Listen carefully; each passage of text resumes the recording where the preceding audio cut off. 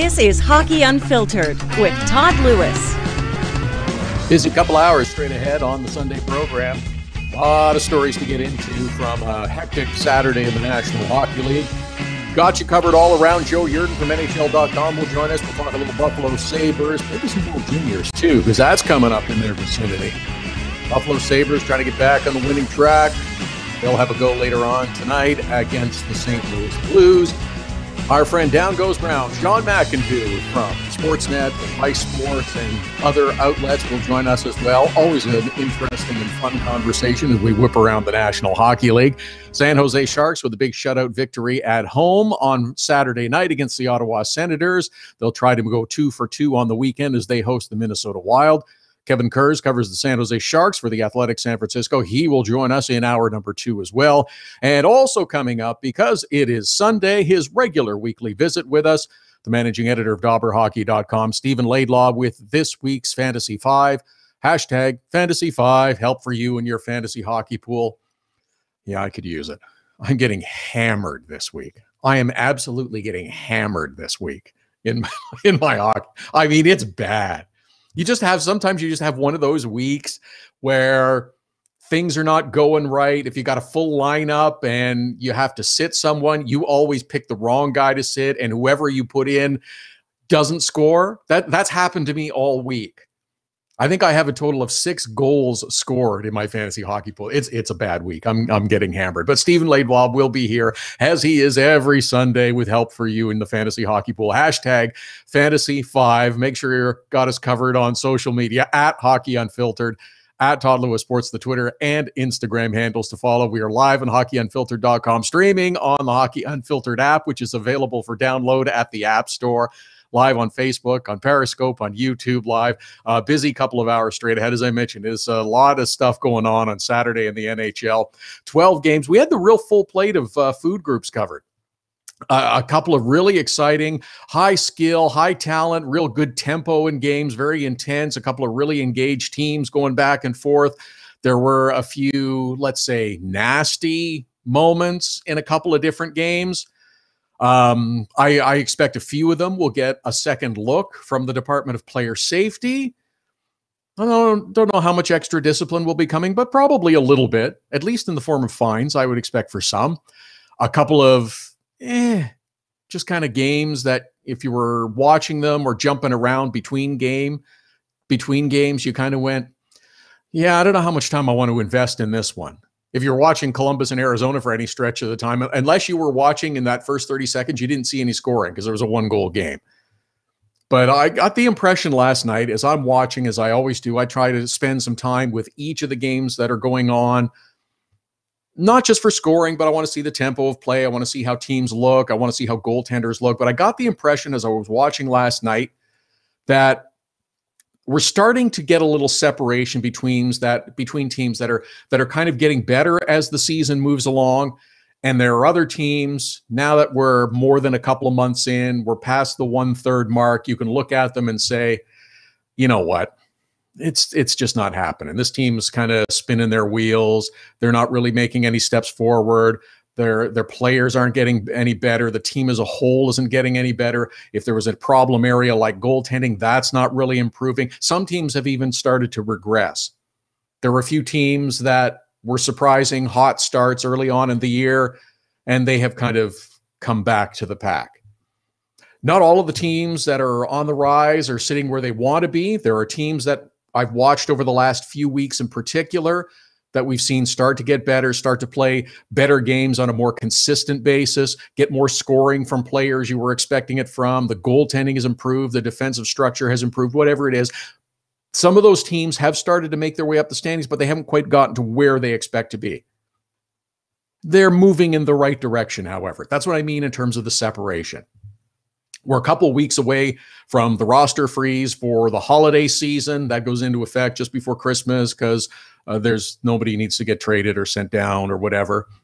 There's got to be a few general managers now around the league who are starting to look at their roster, starting to really assess with closer scrutiny what they've got and look at where they are in the standings, what a realistic expectation is for their team, what kind of record they need if they're hoping to get into a playoff position. And they've also got to be thinking, okay, here's my roster. Here's where we are. Here's what we might need to do to get to a playoff spot. And is it a realistic expectation? If not, maybe there's some things I need to do prior to the roster freeze. Maybe I need to start looking a little closer at some options. Maybe I need to start working the phones a little harder. Maybe I need to start answering my phone a little bit more if somebody's calling me. But as you watch the games last night, I'm kind of seeing there's a bit of a separation between teams that are serious about this season in terms of being able to succeed and others that may have had high hopes coming into the year, but now realistic expectations are creeping in, and those expectations probably don't include a playoff team. Best game of the night, I thought, was Winnipeg Jets and the Tampa Bay Lightning. It was terrific to watch. If you were watching it, I was glued into that as much as I could because these were two good teams, a lot of skill, a lot of talent in both lineups, and both were ready to compete last night. That's exactly what you want. If you're going to a game, if you're watching a game, I want to see two teams that are ready to compete. Soon as the puck drops, we're ready to go. We're engaged. We're in this one. We had back and forth action in this game. Some really nice goals provided by both teams. Really good saves as well by the goaltenders. I thought Connor Hellebuck played well. I thought Andrei Vasilevsky played well. Both of them made some good saves. And because 60 minutes wasn't enough to decide the game, we got a little overtime drama as well. Beauty of an overtime winner. Braden Point, or I actually wrote it down and I had a little typo. It says Barden Point in my notes, but it's Braden Point. Scores a game-winning goal in overtime for the Lightning. I'm just laughing at my own typo. I thought that was kind of funny. Tampa sweeps their homestand. They were in the midst of on a 4-game homestand. They sweep it, now head out onto the road with a perfect 4-game run at home. And now they've got 4 on the road. And I'm set to be glued to their next action as well because Tampa heads out on the road and their first opponent is Tuesday in St. Louis. Now there's another good team. St. Louis Blues, Tampa Bay Lightning. These are two good matchups back-to-back that you want to watch. That was a really good game last night with the Lightning and the St. Louis Blues. By the way, some bad news just coming out for the St. Louis Blues. In their game against the Detroit Red Wings yesterday, easily they handled the Detroit Red Wings, as you would expect. 6-1 was the final, but they've lost Jaden Schwartz for up to, 6 weeks. They're going to reevaluate his ankle injury. They've revealed that it is an ankle injury today. If you were watching the game or saw any of the highlights, you saw the puck hit him on the right leg. And when he left the game, it was said he would not return because of a lower body injury. It was pretty easy to see that it was a right leg injury. But so St. Louis is the next opponent for the Tampa Bay Lightning. Tampa Winnipeg was terrific last night. Mikhail Sergachev scored a beauty of a goal in that game, made it 2-1 in the second period. Now, there's been a lot of talk about Rookie of the Year at different points. It's the hot rookie, whoever happens to be scoring a few goals, kind of having a couple of good games. Clayton Keller of Arizona was making a lot of noise last month. He was the Rookie of the Month. There has been some focus shifted over to Matthew Barzal of the New York Islanders in the last couple of weeks. He had an assist in the game against the Boston Bruins in a losing effort. Both are good, but while not putting up the same flurries of points, doesn't have the same kind of offensive burst. Sergachev is proving his worth every night.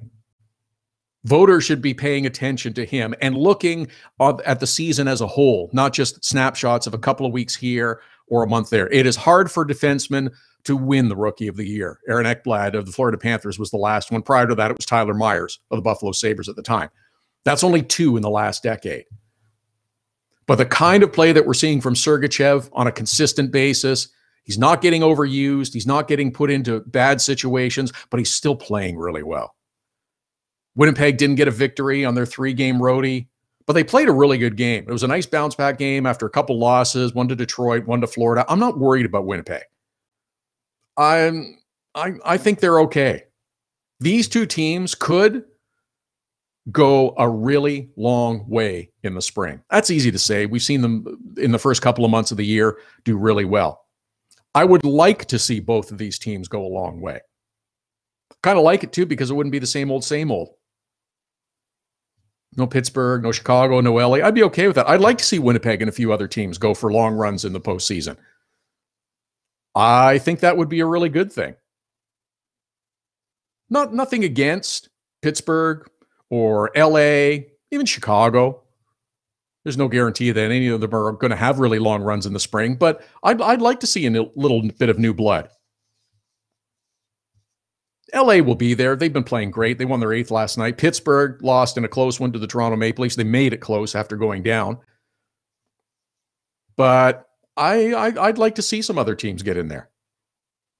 There are still some that are trying to express concern about the Pittsburgh Penguins, the 2-time defending Stanley Cup champions. They lost again. This one they lost at home. They went down 3-0. Tristan Jarry got yanked after 20 minutes, spent the rest of the game on the bench. Casey DeSmith came in and played the rest of the night. I'm still not worried about Pittsburgh. They had such a tough schedule in the first month.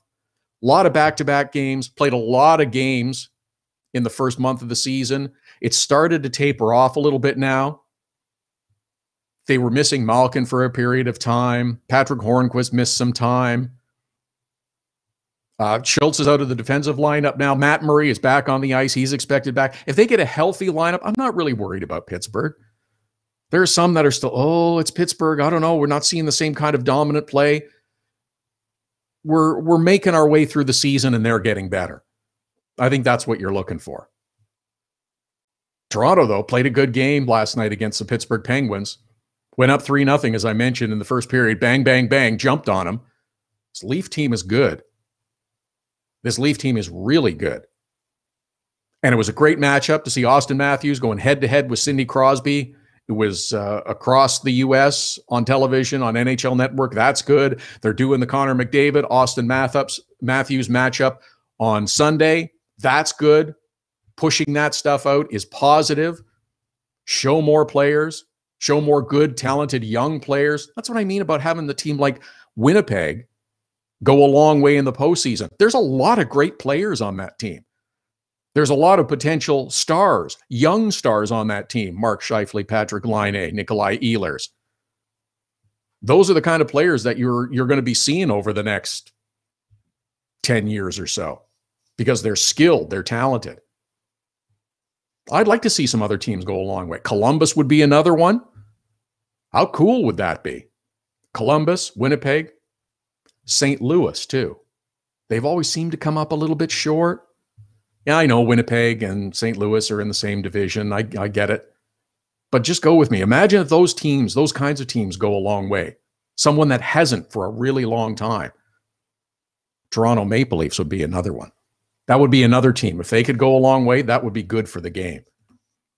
I'm not slighting Pittsburgh or Chicago or LA, teams that have won cups over the last decade. But a little new blood wouldn't be a bad thing for the NHL. Some other superstars pushed out front, new faces of the league, new highly talented, highly skilled players that you're going to be seeing for years to come. Having them go a long way in the postseason would be a good thing for the league. At Hockey Unfiltered, at Todd Lewis Sports, the Twitter and Instagram handles. If you want to weigh in, Todd at hockeyunfiltered.com is the email. A lot to get to today on a busy Sunday. Joe Yerdon from NHL.com will join us. We'll talk a little Sabres. Sabres in action against the St. Louis Blues, who will be minus Jaden Schwartz later on today.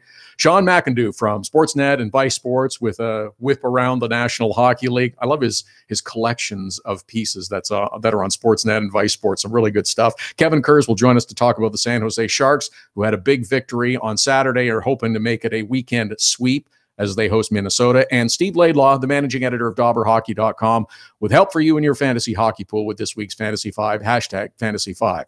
Hockey Unfiltered with Todd Lewis. Joe Yerdon will join us after the break.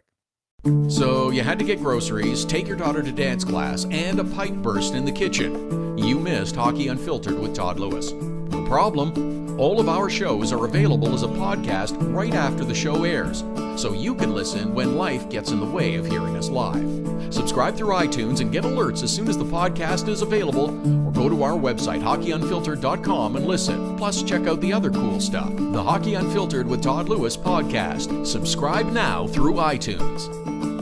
Get your business started getting more leads. 1-844-SEO-LEAD. The number to call if you want more online leads for your business is 1-844-SEO-LEAD. Search engine optimization can be the difference between success and failure. It's no coincidence which businesses are listed first in Google searches. Call 1-844-SEO-LEAD. Hockey Unfiltered with Todd Lewis sends you to the biggest events at the best prices. This year, we've partnered with Seat Giant to give you special deals on tickets to NHL games, concerts, or other events. Simply go to SeatGiant.com, find the tickets you want. When you check out, use the promo code TODD for a special discount. That's promo code TODD for a special discount. Start saving with SeatGiant.com on your next purchase. Nova Product Design is designed for manufacturing. Nova Product Design can get the job done with mechanical and industrial design. Nova Product Design is also fully functional for laser cutting, water jet cutting, plating, coatings, and more. Nova Product Design, innovative design and the latest technologies. Nova Product Design can design, build, and test any required types of prototypes and beta units. Visit novaproductdesign.com. We're looking for your Hockey Unfiltered Dog of the Day nominations every Saturday. Now you can send them through Instagram. Use the hashtag HU Dog of the Day, send us a photo of your dog on Twitter or Instagram to nominate them as the HU Dog of the Day. Include your name, the dog's name, and any other cool details you want. We choose a winner and add them to the Dog of the Day gallery on our website and Facebook page. It's the Hockey Unfiltered Dog of the Day every Saturday. Hashtag HU Dog of the Day.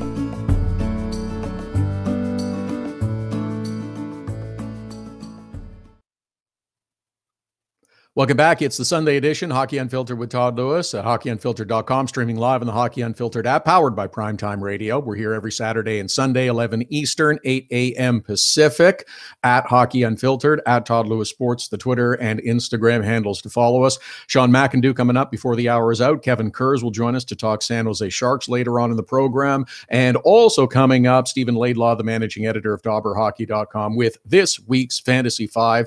Hashtag Fantasy 5, help for you in your fantasy hockey pool. Buffalo Sabres in action later on today. One of 4 games on the Sunday schedule. They are in St. Louis to take on the Blues before heading back home. This will wrap up their road trip and looking for a victory. Joe Yerdon covers the Sabres for NHL.com. You can follow him on Twitter at Joe Yerdon. Joe, I really felt for Buffalo the other day when they were playing the Chicago Blackhawks, had a really good game going, took them right into overtime, and then that frustrating end to it. Just you could see the disappointment on Robin Lehner and his expression when that puck got by him that he was screened on. Yeah, you could tell Robin was really upset. Jack Eichel after the game also pretty upset. He was, couldn't hold back on some of post-game comments. He was upset. He had the game on his stick with a penalty shot in overtime. Wasn't able to convert on Corey Crawford, and it was one of those games where it's interesting to hear the kind of positive spin, coming from the national outlook, because hey, they had a chance to beat the Blackhawks, keep them reeling, but it was one of those games where they were wildly outplayed, and it was really because of Leonard that they were able to keep it that close. Yeah, Robin Lehner did play himself a really good game, and understandable he'd be frustrated at the end of it. That game came just a couple of days after some significant changes to the Buffalo Sabres. Matt Molson was put on waivers, sent out. There were a couple of moves. There were a couple of players who made pretty good and pointed comments afterwards saying it was time to get their stuff together. And it seems as though that's something that's gone through the Sabres organization is, look, what we've had so far is not good enough. And we expect more, and we should see that going forward. And the players seem to be getting the message. Yeah, it become a situation where something had to happen to kind of shake up that room. Not to kind of shake up the room, to really shake them up, to get their attention and say, hey, listen, we're not going to go through this very complacently. We changed the front office, we changed the coach in the offseason. It's not falling on the coach's head this time. It's not falling on the GM's head this time. It's on you guys, and you guys have to turn it around. And it was something where they needed that wake up call. And a guy like Matt Molson, who is best friends with Kyle Oposo, who was hosted Jack Eichel in his rookie year at his home. Somebody who's connected to all of these players. You send him out of town, and he goes sent to California as part of getting sent down to the AHL. It's one of those things that grabs everybody's attention. They say, well, geez, we better get our act together or else we're going to wind up somewhere else. And it may not be someplace that we like in the future. I mean, believe me, I understand Buffalo's point in the standings right now, where anywhere else is probably an improvement aside from Arizona. But it's one of these things where, they like Buffalo, they like playing for Phil Housley. They got to get their act together. And that's something that we've seen kind of already since that whole thing's gone down. And Buffalo, the city itself and the organization, there isn't a want for anything in terms of that team. I mean, the facilities are great. The team is well looked after by the ownership group. You've got all the things that you need and want to have a very comfortable existence. And there is some talent on that team, and that's where the frustration further up from the player level takes place. Look, we've got some talented and skilled players, but we're not seeing it out on the ice. Your brains aren't fully engaged when you're out there. Yeah, it's something where you see, some people have been critical of Jack Eichel's play, and I mean, I understand that the points aren't there, the goals aren't there, but Jack's, he's given everything he's got out there. Ryan O'Reilly's gotten some good point numbers, but and as divisive as the stat is, you look at his plus minus, it's terrible. I mean, it's minus. Last I checked, it was minus 19 or so. You've got guys that are kind of performing, but they're not doing everything that they can, and I think that's basically explains what the Sabres have been this year. You have some kind of performances, but you don't have the full performance. And if you ask the guys on this team, what's been their issue this year, that they haven't put in the complete 60-minute game. And as cliche as that sounds, it's absolutely true. 5, 10, 15 minutes at a time in a game, they look great and they look outstanding. But those other 45, 50 minutes, 55 minutes where they're getting rolled by other teams, that's where the losses have piled up. Is this something that maybe isn't focused on enough, that this is the first step in getting the players' attention and rebuilding a team and moving it in the right direction? As you talk about, we want an effort, a consistent effort from start to finish every night. It's one thing that if you don't have a great lineup and you don't have great players, that's fine, and you understand that you're not going to necessarily win a ton of games or make the playoffs this year. But if you're thinking you can go out and just coast up and down for part of the game or even some of the game, that's not going to happen. We have to have a full effort every night. I mean, I know Buffalo and their fans hate to do this, but pointing to the Toronto Maple Leafs, that's the thing that Mike Babcock instilled first in that team. You have to play. We want players that want to be here. We want players that want to play hard every night. And we hadn't seen that from Buffalo.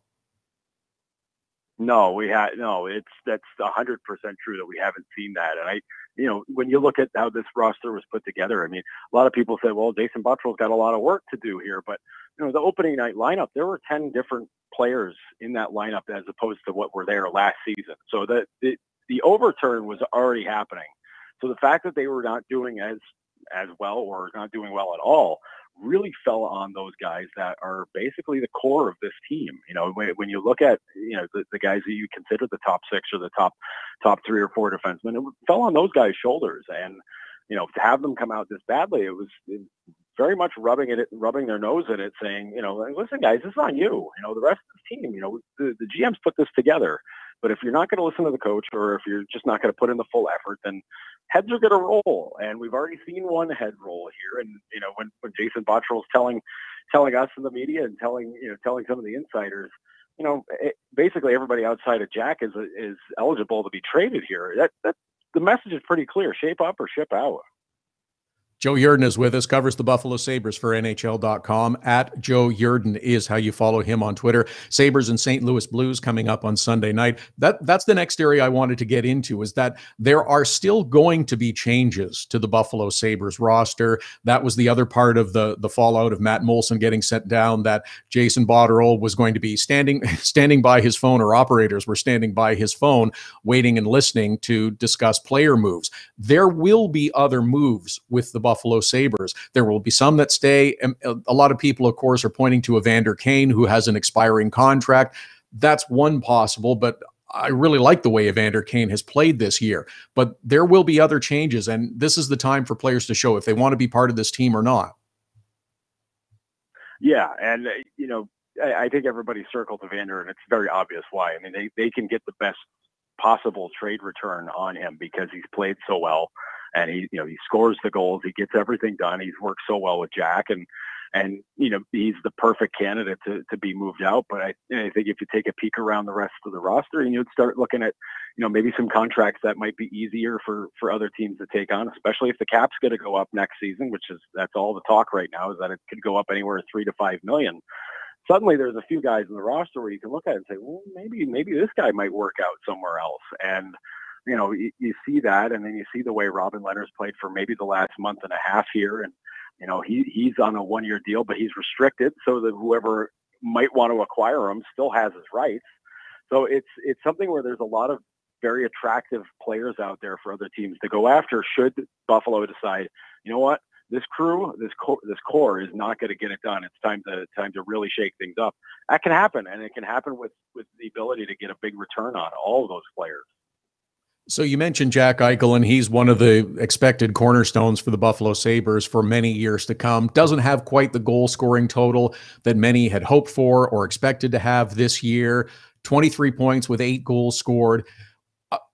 The effort most times I think has been pretty good from Jack Eichel. He's shown his emotion and displayed his frustration, which I don't necessarily think is a bad thing. Kind of give me your overall report card on Jack Eichel, what you've liked, what you haven't liked in the first 2 months of the season.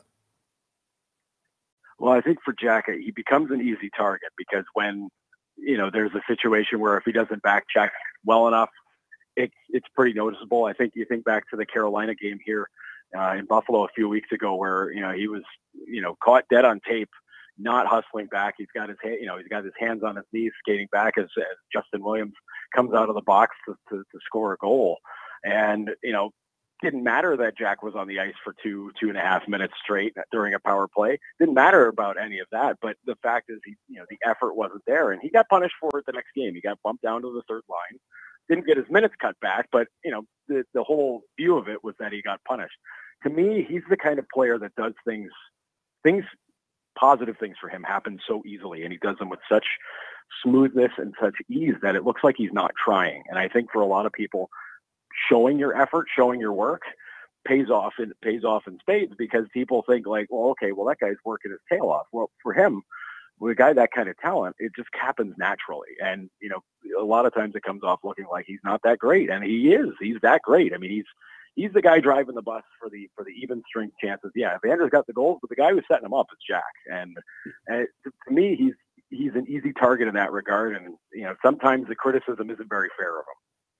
I'll give you that. I agree. I think that that's a great way you express it too, is that sometimes he does things effortlessly and they come out great. But when you don't visibly see, it's like doing a math equation and you don't show your work, but you get the right answer. It's the same kind of thing. Unlike Ryan O'Reilly, who always looks like he is digging in and giving every ounce of effort that he has got. He doesn't necessarily have the same elite level skill set in all areas as Jack Eichel, but he's a guy who always looks like he's working hard.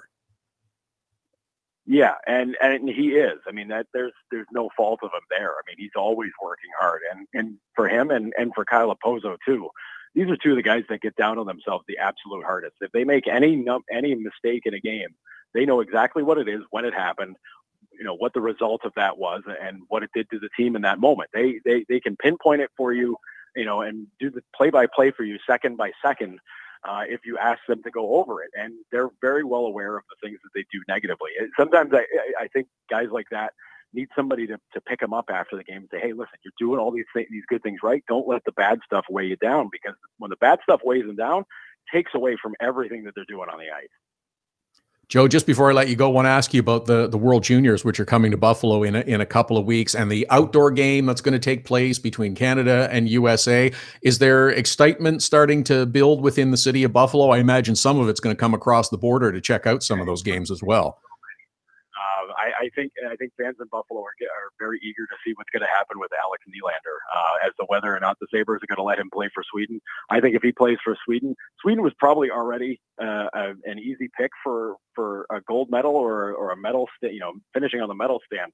But I think if you add a guy like Nylander that mix, where he's probably the oldest guy in the team, maybe one of the most talented outside of Rasmus Dahlin, to me that makes a big difference. But there's a lot of local flavor as far as Sabres prospects go with this team. But I think the U.S. team, I think you looked at what their camp roster is, looks very similar to the team that won the gold medal last year. I think this is going to be a lot of fun in this tournament. Joe Yerdon with the Buffalo Sabres info and a little talk of the World Juniors for NHL.com. At Joe Yerdon is how you follow him on Twitter. Always enjoy the visit, Joe. Have a great Sunday, and we'll do it again soon. Hey, you got it, Todd. Good talking to you. Appreciate it. Joe Yerdon from NHL.com covering the Buffalo Sabres. This is one of the teams that I'm kind of curious to see what happens over the next week or two. A tough contest in St. Louis to finish up this road trip for the Buffalo Sabres. They were close against Chicago. They got a single point, lost it late in overtime. We'll see what kind of an effort they have against St. Louis. St. Louis played yesterday in Detroit, second of a back-to-back. They had to travel, so the matchup is favorable from that standpoint. That's one of 4 on the Sunday schedule. Lots to get into with games today and the 12 from the Saturday schedule. Sean Mcindoe from SportsNet and VICESports will join us in the next segment. Kevin Kurz also coming up. Sunday edition of Hockey Unfiltered with Todd Lewis. Back with more after the break. The best way to get set for the busy Saturday night of hockey is with Hockey Primetime. Beginning at 5 p.m. Eastern, host Connor McKenna whips you around the league for the latest stories and info leading up to the early game starts. Plus, he'll give his own spin on the biggest stories in the National Hockey League.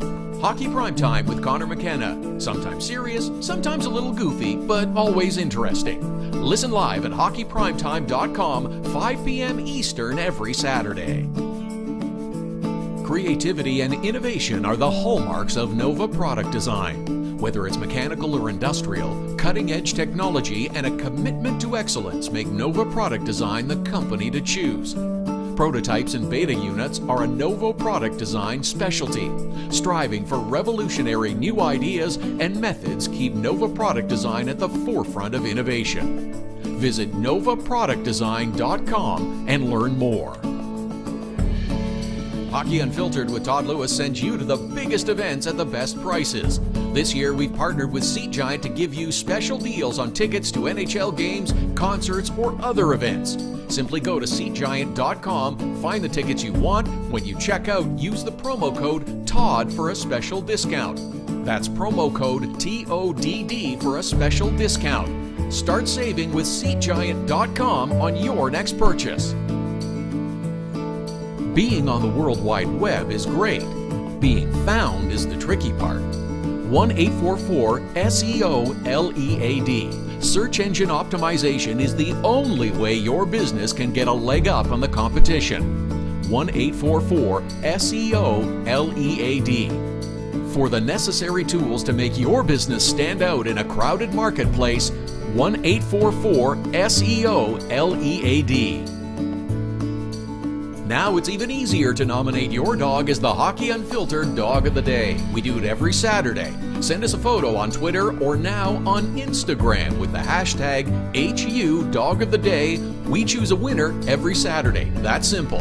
Now on Instagram or Twitter, send us the photo using the hashtag HU Dog of the Day, and your dog could be the one added to our gallery on the website and Facebook page. It's the Hockey Unfiltered Dog of the Day every Saturday.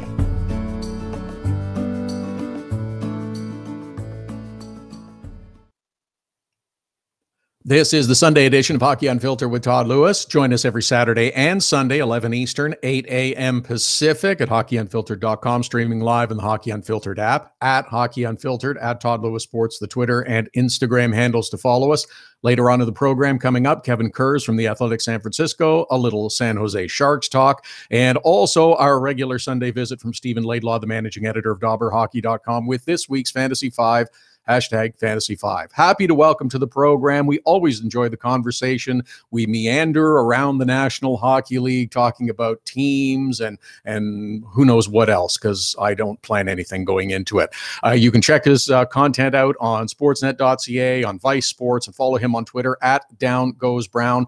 Sean Mcindoe joins us. You had the game of the night yesterday with the Winnipeg Jets and the Tampa Bay Lightning. I don't know if everybody else watched that one, but I thought it was fantastic. Two really good teams going back and forth, and you pegged it yesterday. Yeah, absolutely. I mean, the Jets are having quite possibly their best season, certainly since they came back to Winnipeg, and maybe their best season in Winnipeg at all, which I'll grant you is not a very high bar when you look at the history of this team, at least once they got to the NHL and out of those WHA days. But these fans have been waiting for something like this for a long time, and this this isn't necessarily a surprise or a fluke. They've been building a real good young core for years and years and years now. And we've all kind of been waiting and wondering when it was finally going to click. And this seems to be the year. The one, I don't even know if you call it a criticism, but the one thing you might point out when you look at this year's team is they really hadn't had any, for lack of a better term, signature wins. They hadn't had much in the way of those games where you say, okay, they just made a statement out there. They did have the one blowout over the Penguins, and certainly you have to keep that one in mind. But other than that, it's, you look down the list of teams they've beat, and it's a lot of teams that are kind of in the middle, and that's not necessarily their fault because everyone's in the middle these days. I mean, there are so few opportunities to really go out there and make a statement. And last night was one of them, and they didn't end up getting the win, did get a point. It probably would have liked to have come away with 2 and sort of showing that they could go in and beat the league's number 1 team in their own building. But they hung with them. And, if you watch that game, you certainly didn't come away thinking that this Jets team was overmatched or playing above their heads at all. And, in the big picture, that's a good sign for them.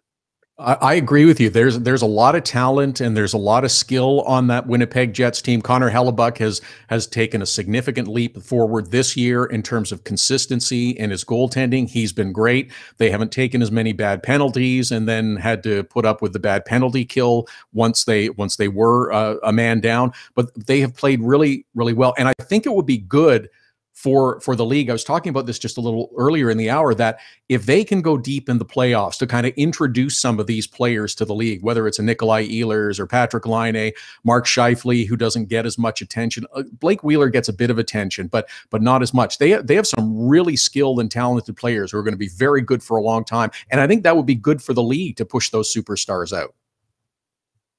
Yeah, absolutely. We kind of get hung up on, sometimes the geography or the market size. And we say, well, this isn't a team that necessarily the NHL wants to see do well because they're not a great big TV market or they're not this or that. These days, fans will get behind talent. They'll get behind stories to watch. And the Jets have been all those things. It's just, as you say, a question of getting them in front of enough eyes. And, that's certainly something that the league can work on doing. But until this year, they have not won a playoff game since they came back to Winnipeg. And you do have to earn that attention a little bit. And they're in the process of doing that. And you're right. There's no better way to do it than to see them go into the playoffs and go on a bit of a deep run. And I tell you, you look at what happened with the Predators last year, where they kind of got on a lot of people's radar. Not just the team, but the market itself. And people were so impressed with the response of those crowds there and the fans. Wait and see what you get if you see something similar in Winnipeg, because I was out there for the first playoff game back a few years ago when they were up against the Ducks. And, it's not hyperbole for me to say that was the loudest building I have ever been in and have ever heard. And considering it's one of the smaller buildings in the league, that's really saying something. And I think if people enjoyed that Predators run and that Predators story last year, we don't want to get ahead of ourselves here. But certainly the Jets doing something similar could draw some comparisons. Well, just to carry on with that point too, then I also mentioned that Columbus would be another great team to see them go deep, to have a nice long playoff run, similar kind of thing, a devoted fan base to a group that's there. St. Louis would be another good one, who haven't gone super deep in the playoffs for a long time, have threatened and had good teams. That would be another one. This is good for the league. And again, it's not a slight against Pittsburgh or Chicago or LA, but having a new crop of fresh, talented young stars that you can promote and push out as faces of the league, if there are more of them, then it benefits everyone. Yeah, and this kind of gets to the debate that we have sometimes with the NHL of, how much parity is too much, and is it better to have a league where you've got 31 teams that are all pretty close to each other, or is it better to have these kind of super teams that we see in other sports? We talk about this in the NBA. We're talking about it right now with Major League Baseball, with what the Yankees are putting together. And I know there's a lot of people who look back on older times in the NHL and they say, man, those 1970s Canadians or those 1980s Oilers, that was all sorts of fun having a team that was just running over the league like that. And maybe they would point to a team like the Blackhawks or the Penguins today as kind of the modern equivalent and say it's good for the league if there's a clear-cut top dog that you've got to knock off. And I see that argument, and I think a lot of times I kind of find myself leaning towards that side of it. But there is certainly something to be said for knowing that different markets around the league can get into that contending picture and can get towards the top of that pile and have a legitimate shot to maybe knock off some of those big dogs. I mean, you look at a team like the Blue Jackets, you're right. I mean, this franchise has been waiting years and years for their chance in the spotlight. And right now, even though the standings may not necessarily say so, we know that the path out of Metro goes through Pittsburgh. Well, I mean, that would be a great matchup to have, the Blue Jackets looking to finally establish themselves and get that signature win of their own up against the defending two-time champs who aren't gonna give up that mantle very easily. Stuff like that. To me, those are the good stories where you've got not necessarily the underdog, but the team that maybe hasn't been there before and is trying to establish themselves that way, and put them up against a team that's been on top for a little while. And as a very wise man once said, to be the man, you got to beat the man, and it kind of works that way with teams too. And again, we don't want to look too far ahead as playoff matchups and all of that sort of stuff, but there's some real fun scenarios that might be looming out there this year. Sean Mcindoe is our guest in Hockey Unfiltered with Todd Lewis. Follow him on Twitter at DownGoesBrown. You can catch his stuff on SportsNet.ca, on VICESports, and as mentioned, at DownGoesBrown is how you follow him on Twitter.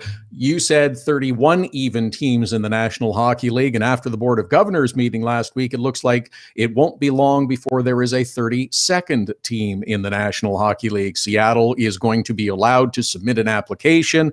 The renovation deal has been done for Key Arena to the tune of $600+ million.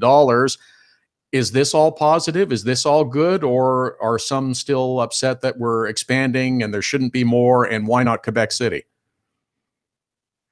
Well, I mean, I think that last question is the key one, the Quebec City one. I mean, we all have known that this league was going to get to 32 teams. You're not going to expand your way to 31 and then stop with an odd number and different size divisions. It just made too much sense that they would have to find that 32nd team to even it out. And unfortunately for Quebec City, it also became apparent over the years that there really seemed to be a strong preference to make sure it was a city out west, so that you could balance out the conferences. And we can have that argument of did the league do the right thing moving both Detroit and Columbus over a couple years ago and creating that imbalance? And is this a situation that maybe if they had played that differently, there'd be different options?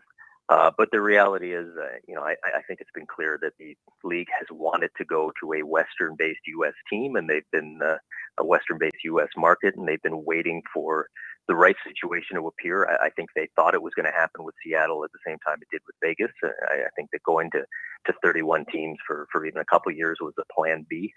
But now it looks like the arena situation's figured out. It looks like the ownership's in place, and I think this just makes too much sense. I mean, you look even over the history of this league, they've come pretty close to Seattle on a few different occasions, and obviously Seattle does have some history with the game going way back as a one-time Stanley Cup winner, even before the NHL appeared on the scene. So I think this is not necessarily a sure thing to work. Expansion never is, but I think it makes too much sense not to give it a shot. And unfortunately, if you're Quebec City, I think at this point, you look at a league with 32 teams and 4 nice even divisions, and you think it may be a little while before expansion comes knocking again. And so now we get to that unpleasant conversation where if you want to have a team, it might be a case of finding some existing team somewhere that's not working out and figuring out a way to lure them away.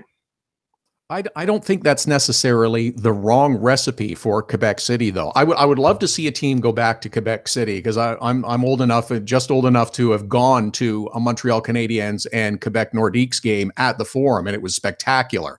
But I just, with the price tag for an expansion team now being 650 million bones, that's a lot of dollars. That's US dollars too. And I think it's more feasible for Quebec City to be a relocation. And if you are the NHL, having that ace in the hole of Quebec City building ready to go at a slightly more reasonable relocation fee, I think could work out nicely in the long run. I think that's the key, is just keep looking long down the road, because, well, Jerry Bruckheimer and his group have been talked about for years and years as potential owners, and now it looks like it's finally getting close.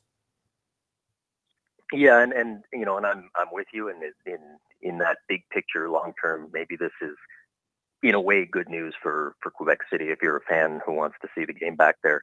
The one caveat I would put on that is, I do think that there is a difference between being an option and just being a threat that the league can use to wave over any other market where they need a new arena, or they want to do something different with ownership, or if Quebec City becomes this boogeyman that Gary Bettman and the NHL can pull out as a credible threat, but never actually intend to use. I do think that fans in Quebec are pretty smart, and I think they will be able to figure out very quickly if they are being used here, or whether there's an actual realistic shot. And if it's the former, I think you might see that enthusiasm drain away very quickly.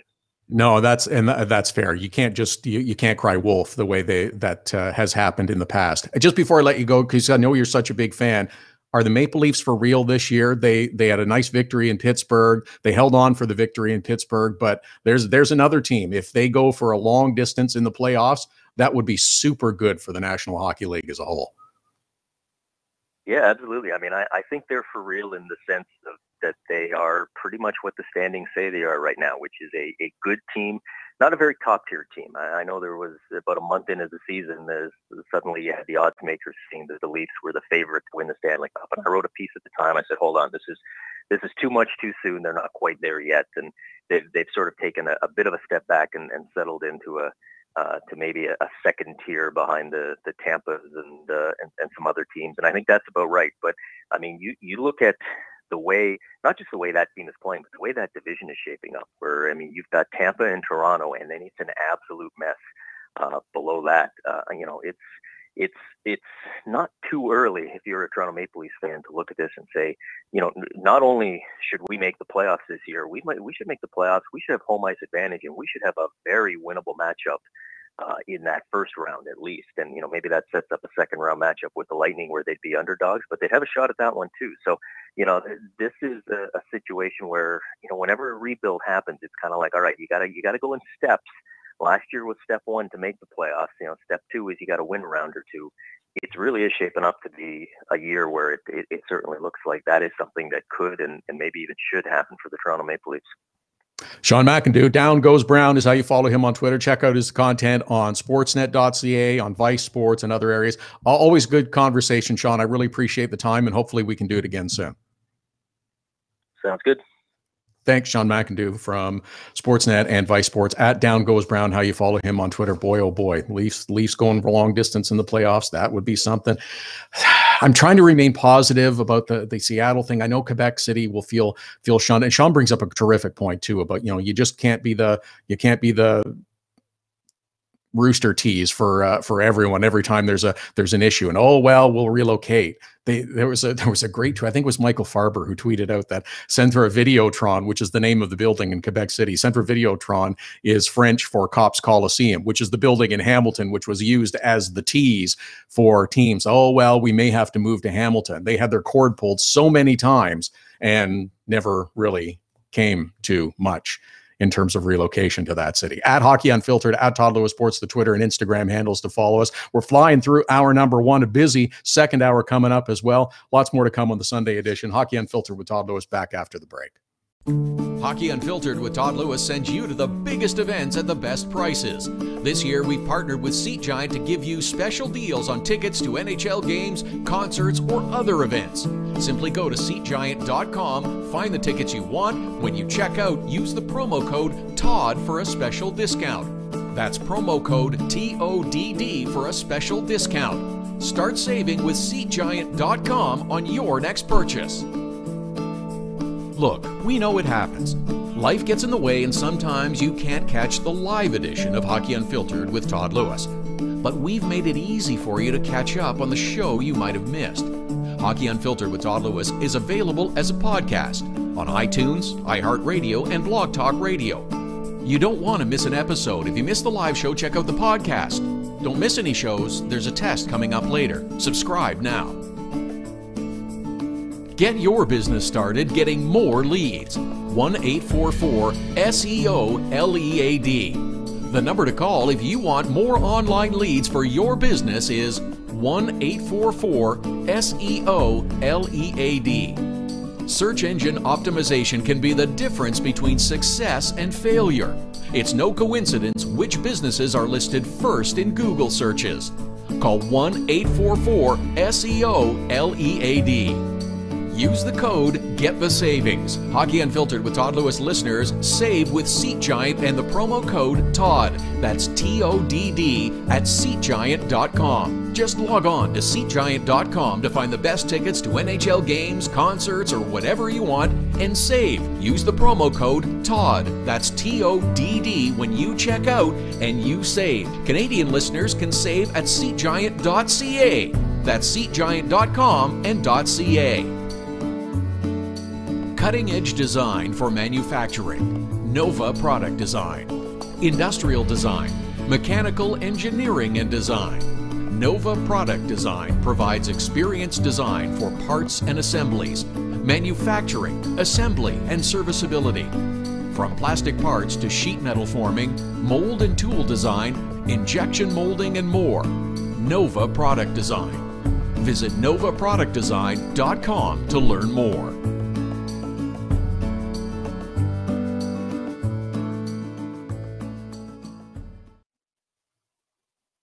Hockey Unfiltered with Todd Lewis. It's the Sunday edition here Saturdays and Sundays, 11 Eastern, 8 a.m. Pacific. Check it out at hockeyunfiltered.com. Streaming live on the Hockey Unfiltered app, powered by Primetime Radio. Also live on Facebook, live on YouTube, live, and on Periscope. You can check out our podcasts as well on the Hockey Unfiltered app and subscribe via iTunes and iHeartRadio.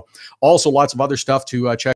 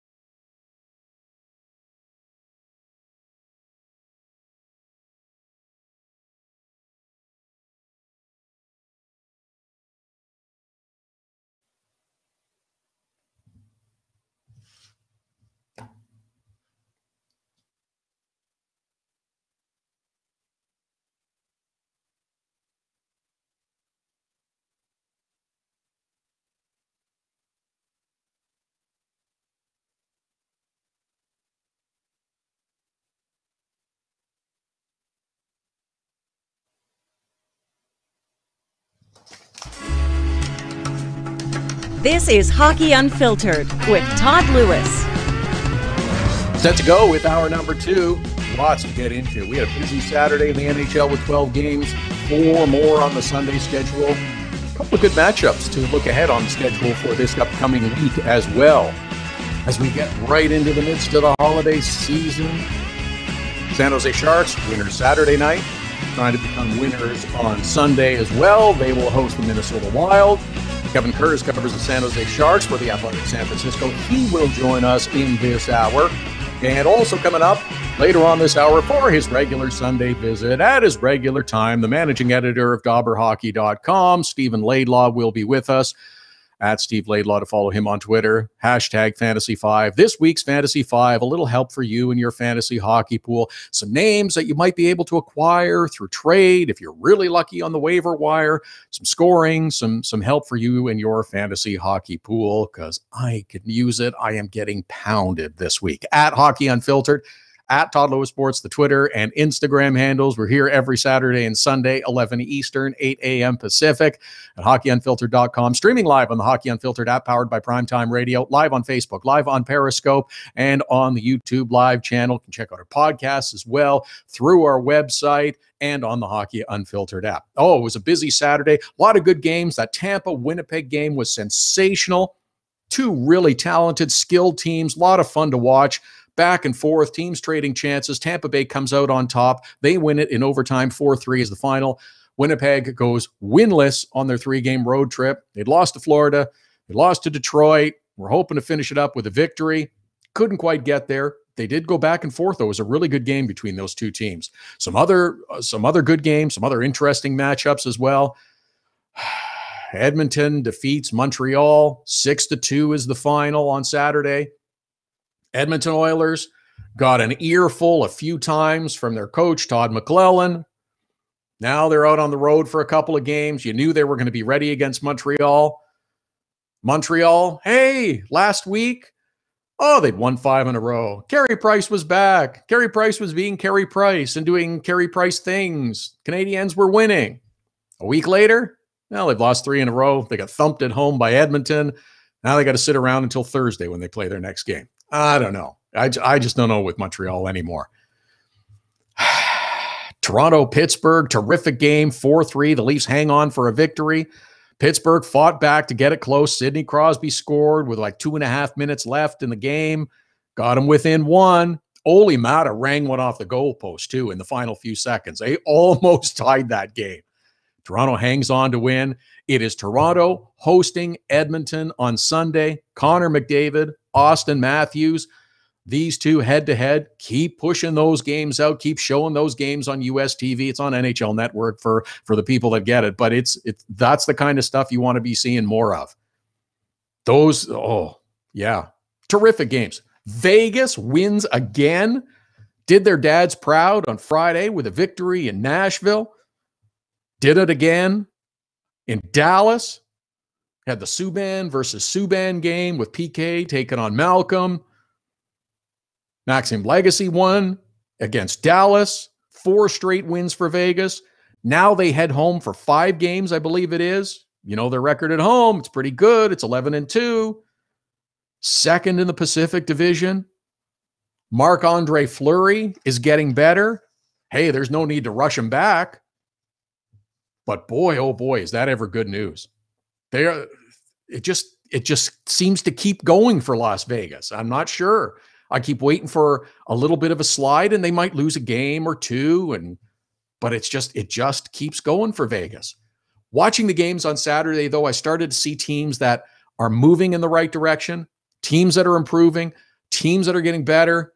There's a bit of separation, I think, starting to happen between playoff teams or teams that are almost in the playoffs and teams that are going to continue to drift and blow in the wind and deteriorate, kind of spinning their wheels, not really getting any traction, moving forward. I can see that starting to happen with a few teams. Teams, some of them are recognizing it, but there's others, I think, that are still kind of in denial or don't want to believe that this maybe isn't going to be their year, that they're maybe not going to have a great season. They still feel that they're better than they actually are. And they may have some talented players on that roster, but there's still, for for a variety of circumstances, not able to achieve success. There's others that are denying it, that they're just not a very good team. If you watch the St. Louis Blues take apart the Detroit Red Wings on Saturday afternoon, I think you can understand that the Detroit Red Wings are not a very good team. Look, St. Louis is a terrific team. They've been skating out front in the Central for much of the year. They've gone back and forth once or twice with Winnipeg in terms of who's top spot, but they're a really good team. It's unfortunate they lost Jaden Schwartz in the game yesterday. He's going to be out 6 weeks. He'll be reevaluated, an ankle injury. That's a tough loss because he's had a great season so far.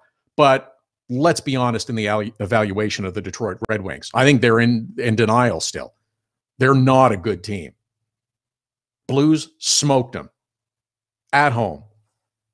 This is the illustration of the team you want to be versus the team you don't want to be. For Detroit, all they have to do is look at their opponent. That's who they want to be. Because the St. Louis Blues are everything that the Detroit Red Wings are not. They are fast, they are skilled, they are big, they are strong, they play with structure, they play with discipline. That's not the Detroit Red Wings. And as much as anything, here's the one stat that's telling. Detroit's the oldest team in the NHL. I love that you're loyal to your players. It's an admirable quality. But there's a difference between being loyal to your players and falling in love with your players and becoming blind because of it and having that blind loyalty. That's what the Detroit Red Wings have become. Now, what should they do? Oh, yeah, they had a couple of great games at the start of the season. They overachieved for a week or two. Now we're seeing the real Detroit Red Wings, the ones we saw at the end of last year, where there were no substantial changes made to the roster except bringing in Trevor Daley. That's not good enough. What should they do? Start moving whoever you can. Mike Green is a given. On an expiring contract, get him out. I don't know what you get for him, but it's time to go. And one of those goalies, too. Either Jimmy Howard, Peter Mrazek, I don't care. Who's going to give you the best return? You only need one. Get some young players from Grand Rapids into the lineup. I've been talking about this for a while, and like Detroit is too slow at bringing their young players up. Sure, in the old NHL, prior to the salary cap and prior to the way the league works now, you could let players percolate for years and years in the minors. You can't do that anymore. You need cost-effective players, and that means young players in a lot of cases.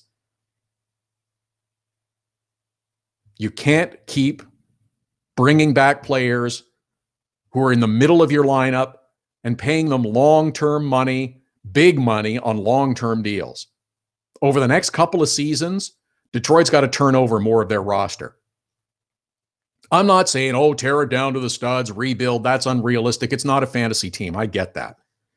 But this is a team that needs to start moving forward in the right direction. I don't know what's going to happen with Ken Holland after this season. If he wants to stay, if Detroit wants him to stay, if he can get on board with the new NHL, new to Detroit, a lot of the rest of the league has evolved into it. But it's still new to Detroit because they haven't made the switch yet. They're still operating, in a sense, pre-lockout. And yes, I know because you had so many years of success and making the playoffs, you don't get that number one overall draft choice. But there's other teams that don't get the number one overall draft choice too, and they've improved and they've gotten better. Just because you don't get the number 1 or 2 or 3 draft choice doesn't mean you can't have success. It doesn't guarantee you success either. Look how long it took Edmonton. I don't know if Ken Holland's the right guy. I think Jeff Blashill a good coach. I think he worked well with young players in Grand Rapids. Why don't they let him work with the younger players and let him teach them and help them develop at the NHL level? Because that's what needs to happen now. He's in a tough spot. He had to come in and follow Mike Babcock. That's a tough spot to fill. I think he's a good coach. I think he needs some talent to work with because Detroit's roster is getting older by the minute, and they're sure not getting faster, and they're not getting better. There's players on that roster that shouldn't be playing in the NHL anymore, and Detroit is too slow to move them out. Loyalty is great, but loyalty at the expense of success is a mistake. And that happens too often, not just with Detroit, but lots of other teams too. Loyalty is great. You should be loyal to people that help you and work with you and players that have given their all for this team. But loyalty at the expense of success is a mistake. And that's what's happening. Sens got shut out, as I mentioned, by the San Jose Sharks. We'll talk more about that in a little bit with Kevin Kurz and the Sharks, who had a big game. But the Sens fall further and further down the standings. 1 victory in their last 12 games. Here's another team that I just don't understand. They've been barked at by Guy Boucher. They had a better effort against LA, came up short, but they were outplayed by the Sharks. Stupid play by Alex Burrows, who combs Dylan DeMello of the Sharks in the third period. Just kind of raked the stick across his face, butt end, elbow, combination of all three. I haven't seen anything yet, but I wouldn't be surprised if he gets a call from the Department of Player Safety. Got 17 minutes of penalties because of it, deservedly so. There was a report last night on Hockey Night in Canada that the Sens were going to perhaps start asking each of their players that have no trade clauses for a list of teams that they would or wouldn't be able to trade them to, depending on how the contract is structured. This includes defenseman Erik Karlsson, the same defenseman who spoke frankly about getting paid market value a couple of weeks ago. So the Sens are on this terrible skid. Lost 11 of 12. They make the big trade for with Kyle Turris going out, Matt Duchene coming in. Now the suggestion that they're looking at options. That's a lot of change and ground covered in a pretty short period of time. I don't know about that. Are they changing focus? Is there a shift in philosophy? I thought that bringing in Duchene was to push them further into the playoffs. He had trouble settling in, getting his first goal, but how did the Sens feel about giving Craig Anderson a 2-year contract now? Are they kind of pushing up all the stop signs and saying, wait? Are they as bad as their record of the last month? I don't think so. Are they as good as their run that took them within a whisker of winning the Eastern Conference Final and playing for the Stanley Cup last year? I don't think they're that good either. I think Guy Boucher is a good coach, but I think he wears on teams and players as well. He's got a short shelf life. He didn't get to 200 games when he was the head coach of Tampa. He had a couple of stops in Europe before coming back to Ottawa. When they play his system, when they play the structured game, they can be successful. The sum of their parts is better than the individual talent on the roster. But when they get away from it, it's trouble. If they're disciplined, if they're structured, they can compete with anybody. If they're not, well, we've seen the results in the last 11 of 12 games. But Guy Boucher wears on guys. He's hard on them. And Mark Crawford is no calming influence either. Maybe the Senators simply need to do what the Philadelphia Flyers did. Say, you know what? Guy Boucher's our guy. He's going to be our coach for the rest of the year. Because when Ron Hextall did that for Dave Haxtell and the Philadelphia Flyers, they went out and won the next 3 games. All 3 in Western Canada. Boom, boom, boom. Little stability can go a long way. Maybe that's something that the Sens need to look at. But right now, it looks like everybody's kind of waiting for something to happen. There's a little bit of that in Detroit, too. I don't know, but something's not right with Ottawa. And now they've got this outdoor game that's taking place in next weekend. This is on the horizon. They get Buffalo, they get the Rangers, then they get the outdoor game. That's a lot of stuff going on. A little stability would go a long way for the Ottawa Senators. But they lost big to the San Jose Sharks on Saturday. We'll talk a little bit more about that game in the next segment with Kevin Kurz, who covers the Sharks for the Athletic San Francisco. We'll comment through our Facebook page. Want to know what the league's going to crack down on dirty plays against guys like Marchand, who was clearly out to injure John Tavares. Should be given a couple of games. Yeah, Brad Marchand of the Boston Bruins kind of ran at John Tavares. Was given a 5-minute penalty for interference. Could have been more. It was interference. He hit him high. Did look like he was taking a headshot at him. I don't think he fully succeeded in landing that shot. Much like Alex Burrows, I wouldn't be surprised if there's a phone call from the Department of Player Safety that says, hey, you know what? You owe us some money. I don't think he's getting suspended for it. I don't think it was severe enough, dirty enough that he's going to get suspended for it. But yes, that's Brad Marchand doing some of the stuffs that he's gotten away from recently. We've been talking more about Matthew Tkachuk doing this kind of stupid stuff recently. We'll have more on that in a little bit as well. At Hockey Unfiltered, at Todd Lewis Sports. Thanks for the comment live through our Facebook page. That's our Instagram and Twitter handles, at Hockey Unfiltered, at Todd Lewis Sports. Lots to come on the program, including Kevin Kurz, who will join us in the next segment. We'll talk about the San Jose Sharks. Back with more after the break. Hockey Unfiltered with Todd Lewis sends you to the biggest events at the best prices. This year, we've partnered with Seat Giant to give you special deals on tickets to NHL games, concerts, or other events. Simply go to SeatGiant.com, find the tickets you want. When you check out, use the promo code TODD for a special discount. That's promo code TODD for a special discount. Start saving with SeatGiant.com on your next purchase. Get your business started getting more leads. 1-844-SEO-LEAD. The number to call if you want more online leads for your business is 1-844-SEO-LEAD. Search engine optimization can be the difference between success and failure. It's no coincidence which businesses are listed first in Google searches. Call 1-844-SEO-LEAD. Now it's even easier to nominate your dog as the Hockey Unfiltered Dog of the Day. We do it every Saturday. Send us a photo on Twitter or now on Instagram with the hashtag HU Dog of the Day. We choose a winner every Saturday. That's simple. Now on Instagram or Twitter, send us the photo using the hashtag HU Dog of the Day, and your dog could be the one added to our gallery on the website and Facebook page. It's the Hockey Unfiltered Dog of the Day every Saturday. Cutting-edge design for manufacturing, Nova Product Design. Industrial design, mechanical engineering and design. Nova Product Design provides experienced design for parts and assemblies, manufacturing, assembly, and serviceability. From plastic parts to sheet metal forming, mold and tool design, injection molding, and more. Nova Product Design. Visit novaproductdesign.com to learn more. So you had to get groceries, take your daughter to dance class, and a pipe burst in the kitchen. You missed Hockey Unfiltered with Todd Lewis. No problem. All of our shows are available as a podcast right after the show airs, so you can listen when life gets in the way of hearing us live. Subscribe through iTunes and get alerts as soon as the podcast is available, or go to our website, hockeyunfiltered.com, and listen. Plus, check out the other cool stuff. The Hockey Unfiltered with Todd Lewis podcast. Subscribe now through iTunes.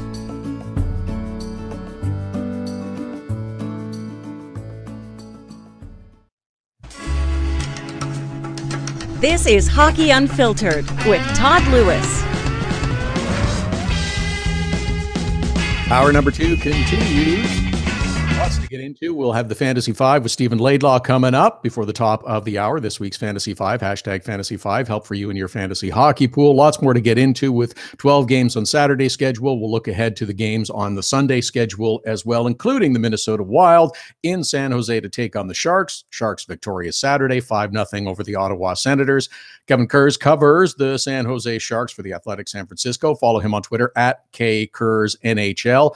Kevin, I don't know if you've heard anything yet. Might be a little bit early, but is there an update on Dylan DeMello after getting the abrasive treatment from Alex Burrows of the Senators in last night's game? Yeah, back to back, but yeah, I mean, he didn't look very good. So hopefully he's okay. But this team does have some defensive depth, even with Paul Martin on a conditioning assignment now. If DeMello was unable to go, Joakim Ryan could probably slot in there pretty easily. So, you hope DeMello's okay, but I think from a team standpoint, it wouldn't be a huge difference to put Ryan in there ahead of him. No, it's just kind of that was a bit of a nasty moment in last night's game against the Ottawa Senators. And I mean, I appreciate frustration setting in, but that was Alex Burrows going above and beyond. Let's shift over and focus, though, on the positive of the San Jose Sharks, who get a big 5-0 victory on home ice, a chance to back it up on Sunday with a game against the Minnesota Wild. And again, this was one that you'd like to win as you get set to go out on the road one more time. Yeah, and kind of an interesting homestand so far. It's just a quick 3-game homestand, but Thursday's game in Carolina, they get down 3-0 and 4-1. They just, played some of the worst hockey I've seen them play this year over the first 35 minutes, but then they come storming back and win that game in overtime. And some of the guys last night said that they think that momentum really carried into the game against the Senators. And from the start, the drop of the puck, they were just all over Ottawa. Ottawa was never in that game. Sharks got the first 10 shots on goal, finally took the lead about 13 minutes in, and just Ottawa was just pretty lifeless until they were, showed some frustration with that Alex Burrows hit like you were talking about. So, going 3-0 on a homestand would be nice, obviously, for these guys. It's a difficult road trip coming up, an important one, really, against 3 division rivals in Calgary, Vancouver, and Edmonton. So, they'd certainly like to finish that off on a pretty good note, and then enjoy a few days off to maybe get healthy, because there are some banged up guys, especially among the forward group, that I think they're missing right now, particularly Jonas Donskoy, who's playing really well before he came out. And getting some scoring last night certainly is a positive to get the victory for the San Jose Sharks as well. They get some power play goals. Their power plays kind of in the middle of the league, but on a goals per game basis, the Sharks haven't been quite where they need to be on a consistent basis to be successful. So getting 5, even though it's against Ottawa, who wasn't really in it, those are positives that the Sharks can take forward as well, I guess.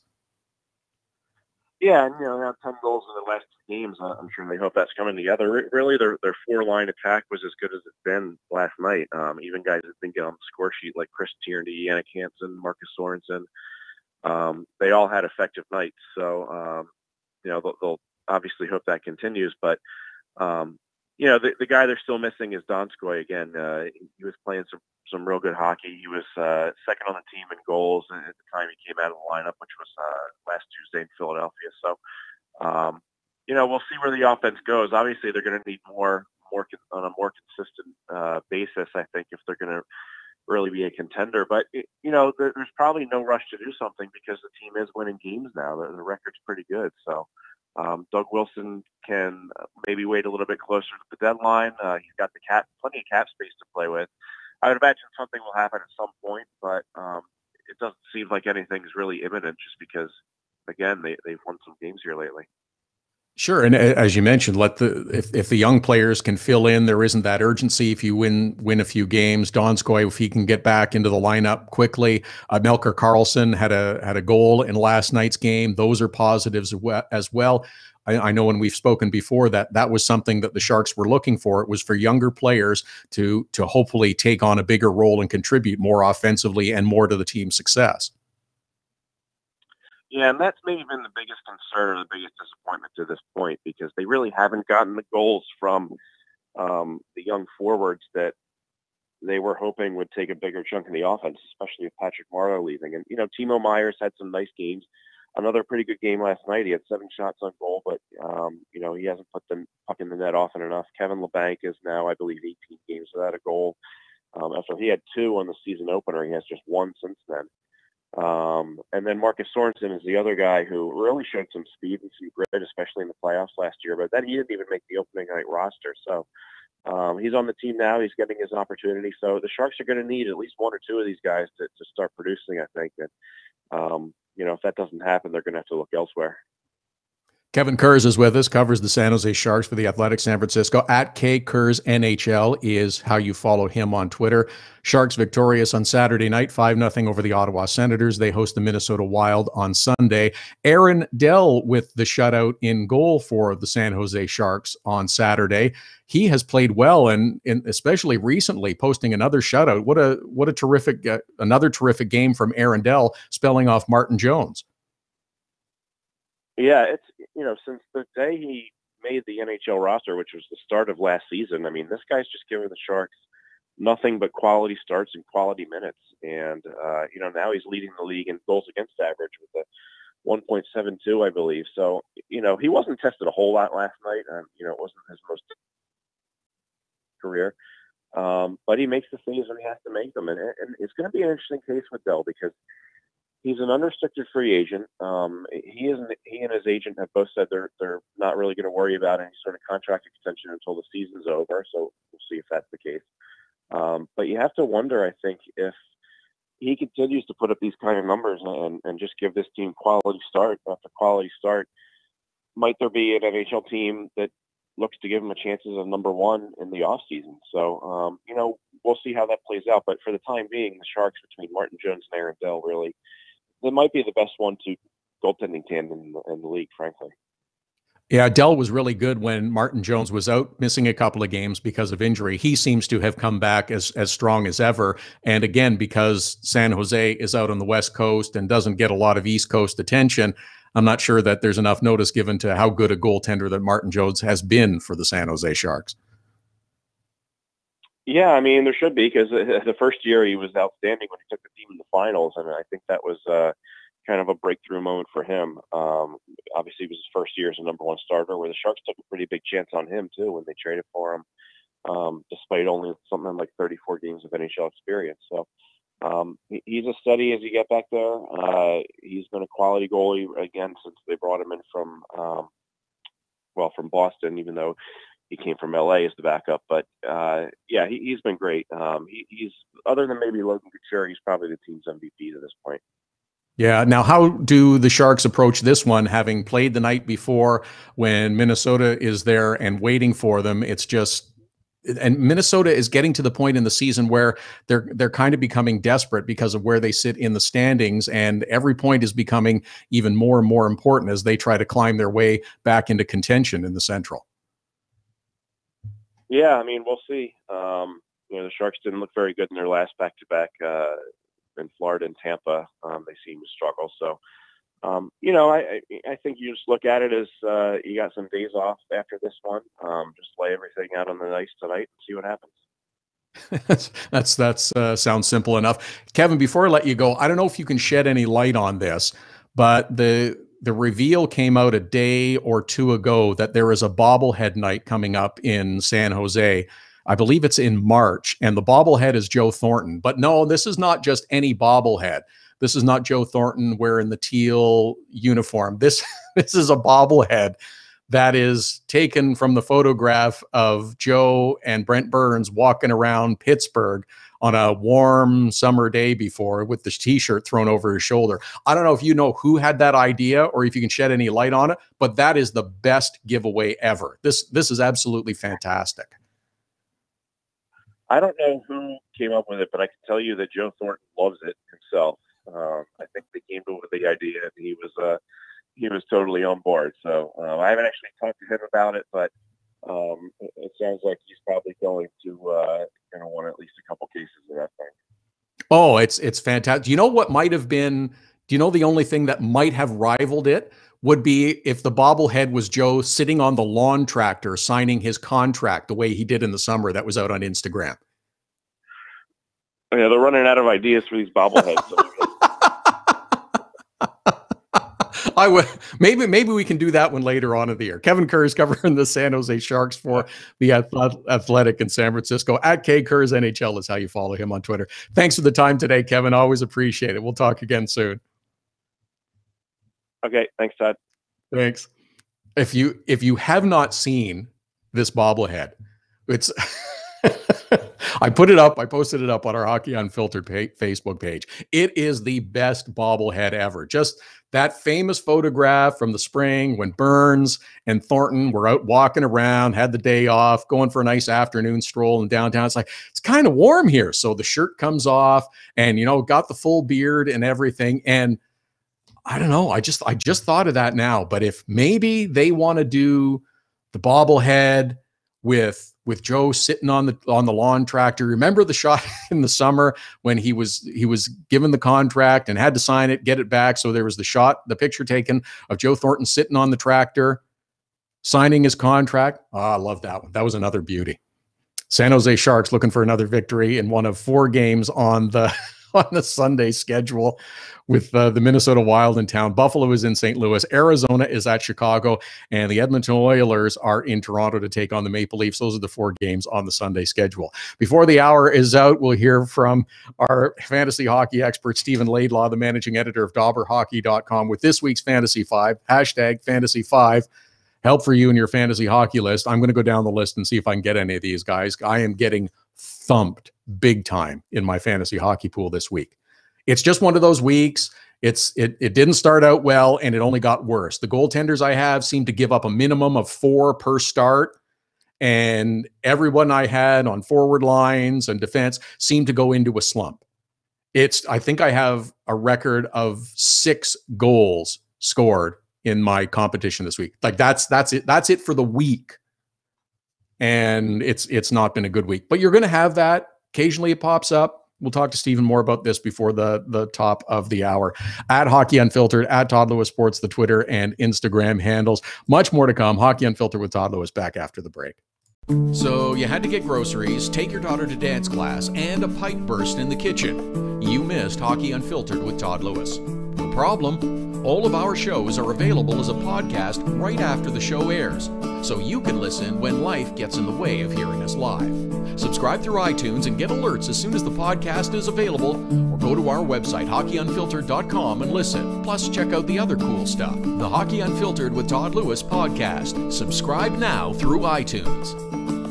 Get your business started getting more leads. 1-844-SEO-LEAD. The number to call if you want more online leads for your business is 1-844-SEO-LEAD. Search engine optimization can be the difference between success and failure. It's no coincidence which businesses are listed first in Google searches. Call 1-844-SEO-LEAD. Hockey Unfiltered with Todd Lewis sends you to the biggest events at the best prices. This year, we've partnered with Seat Giant to give you special deals on tickets to NHL games, concerts, or other events. Simply go to SeatGiant.com, find the tickets you want. When you check out, use the promo code TODD for a special discount. That's promo code TODD for a special discount. Start saving with SeatGiant.com on your next purchase. Nova Product Design is designed for manufacturing. Nova Product Design can get the job done with mechanical and industrial design. Nova Product Design is also fully functional for laser cutting, water jet cutting, plating, coatings, and more. Nova Product Design, innovative design and the latest technologies. Nova Product Design can design, build, and test any required types of prototypes and beta units. Visit novaproductdesign.com. We're looking for your Hockey Unfiltered Dog of the Day nominations every Saturday. Now you can send them through Instagram. Use the hashtag HU Dog of the Day. Send us a photo of your dog on Twitter or Instagram to nominate them as the HU Dog of the Day. Include your name, the dog's name, and any other cool details you want. We choose a winner and add them to the Dog of the Day gallery on our website and Facebook page. It's the Hockey Unfiltered Dog of the Day every Saturday. Hashtag HU Dog of the Day.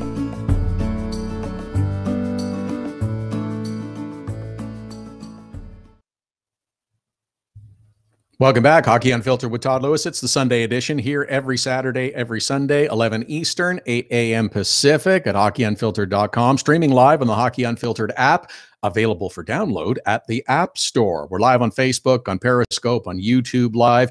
And if you miss any episode, including our little Saturday podcast, they are available through iTunes, iHeartRadio, and on the Hockey Unfiltered app. You can check it all out on our website as well, hockeyunfiltered.com, including finding out a little bit more about our book of the month, If These Walls Could Talk, from Mark Lazarus, who was with us last week to talk about it. Tales of the Chicago Blackhawks as they ran their way through their 3 Stanley Cups in the last decade. Pretty impressive. And also, if you're still in the market, little holiday shopping, some hockey-themed gifts, some other household items and other cool things, the list of Todd's favorite things available on our website as well. Busy Saturday in the NHL, 12 games, 4 more today. Edmonton Oilers taking on the Toronto Maple Leafs. Oh, yeah. Connor McDavid hopefully versus Austin Matthews. Apparently he'll be a game time decision. Had a rough collision in the game in Pittsburgh last night. Ran into one of his own players and was a little woozy afterwards. So Connor McDavid may face off against Austin Matthews. Maybe not. He'll be a game time decision. Good games on Saturday. Tampa Winnipeg was sensational. Great game to watch. Oh, Montreal Canadiens. I talked a little bit about them earlier. Will the real Montreal Canadiens please stand up? Please stand up. A week ago, Habs were winning. Everything was great. They humiliated Detroit.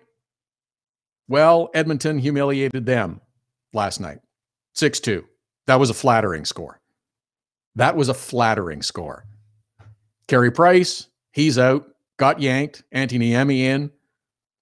Now the Canadiens have to wait a few days. They have a game Thursday against the New Jersey Devils. Then they play Ottawa in the outdoor centennial 100-year classic thing or whatever it's called. The outdoor game taking place next weekend, Saturday evening in Ottawa. Senators and the Montreal Canadiens. It's to celebrate the 100th anniversary of the National Hockey League.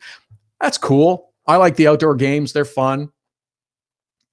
With the 100-year anniversary celebration in that vein, there's been a lot of what's the game look like today versus what it looked like 20 years ago, 30 years ago, 50 years ago, 100 years ago, and also what is it going to look like 100 years from now? I mean, really let the imagination go, blue sky thinking, to use the HR term. There's always ways to improve the game, and I think we should be looking at ways to improve the game, seeking out ideas from players, coaches, managers, fans. Look for ways to make it better. It's in a great place. Hockey's good. Scoring's up this year. The game's fast. Game's fun. Really competitive. Sure, there's still some dogs on the odd occasion, but that's going to happen when you have nearly 300 regular season games a year. But you can always look for improvements, and you should be. Make it better. Better enforcement of slashing this year has helped improve the game. Look for other ways to make it better too. Look for other things that are going to change and make the game better.